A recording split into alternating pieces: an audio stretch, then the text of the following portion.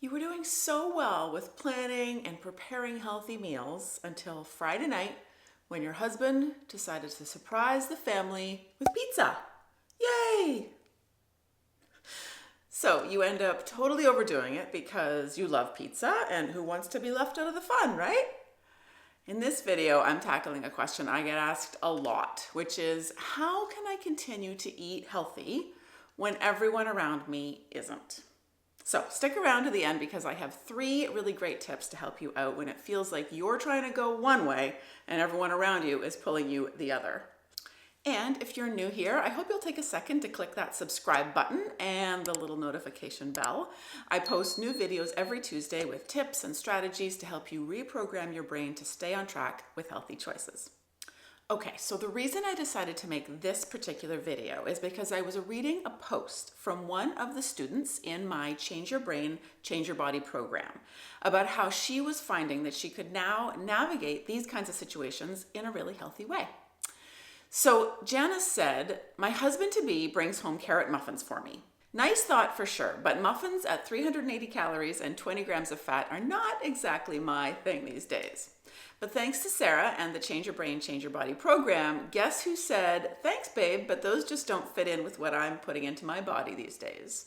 Yeah, I looked at them for a sec and remembered how delicious they are because Sara can't change that, but I can also walk away from food now.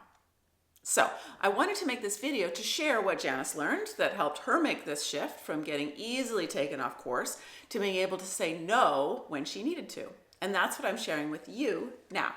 So here you are, trying to make healthier choices for yourself, trying to focus on your goals and stay on track. But then there's this whole world around you that can feel like it's constantly pushing you in the opposite direction. Whether it's your husband bringing home the pizza, or your friends ordering all the greasiest dishes when you're out together at the restaurant, or your mother or mother-in-law bringing over cookies or cupcakes every time she comes to visit. Don't they know how hard this is for you? In fact, I'm dying to know. So let me know in the comments below, who makes your life the hardest when it comes to staying on track? How are they tempting you? I really want to hear. Okay, so what can you do to help yourself stay on track in the midst of all of this, short of locking yourself in a bomb shelter alone for the rest of your life? Well, before I get into my 3 tips, here's one thing I want you to remember above all. When we feel deprived, we fail. So all of the tips I'm going to share with you in this video are designed to stop you from feeling deprived when the people around you are eating things that you know won't serve you and you want to make a better choice. Okay? So keep that in mind. All right, so let's jump into the tips. My first tip is to remember your why. And what I mean by this is remember why you decided you wanted to make the healthier choices in the first place. So move away from old thoughts like, I can't have that, or I'm not allowed to have that. And instead, think about the delicious life you're building for yourself with these healthier choices.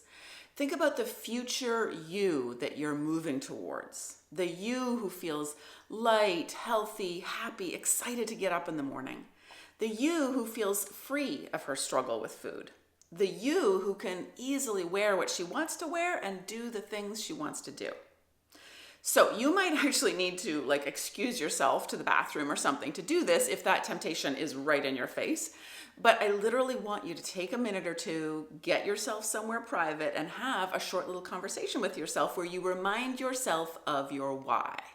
Then, once you've called it to mind and remembered how amazing that future is going to be when you make these healthier choices, then you can go back to the real world and hopefully feel a new sense of inner strength. All right? Okay. My next tip is to reframe your idea of a treat. So remember how I said earlier that when we feel deprived, we fail? Well, when we think about these situations we find ourselves in and we see the junk food as being a treat that we're not allowed to have, we're going to be in trouble. So a better way to think about this is to reframe the treat here as being both getting yourself closer to your why, right? What we talked about in tip number 1, and also the wonderful feeling of pride and accomplishment you're going to feel from honoring yourself in this moment and making a choice that respects and protects your wonderful body and also aligns perfectly with your long-term goals. So the junk food is actually a threat to the real treat here, which is your health, happiness, and that deep feeling of pride and satisfaction you're gonna have in yourself when your head hits the pillow tonight.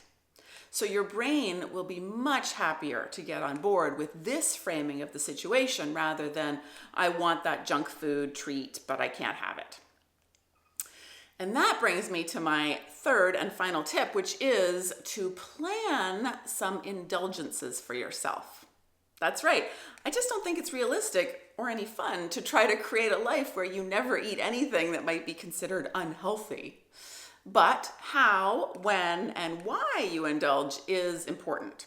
If you just decide to kind of give up every time you're put in these situations, you're not going to be happy with the ultimate results that you get.